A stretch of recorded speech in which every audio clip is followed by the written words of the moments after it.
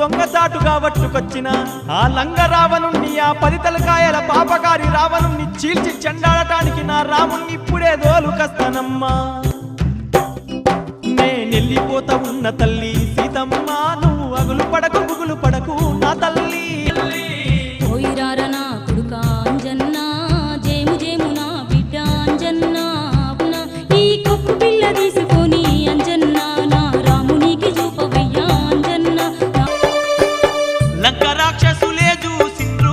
ఆంజనేయుని పట్టుకున్నారు, తాళ్ళు గొలుసులతో గట్టినారు, రావణుని ముందు నిలిపిండ్రు, వనమంతా చెరిపే అన్నారు, సీతమ్మను చేరేనన్నారు. రామదూత కోతి అన్నారు. ఆ మాయ రాక్షసులు ఆంజనేయుని తోకకు నిప్పంటించగానే సూరసక్కని సువర్ణ లంకనంతా తోకతోనే నిప్పంటించిండు.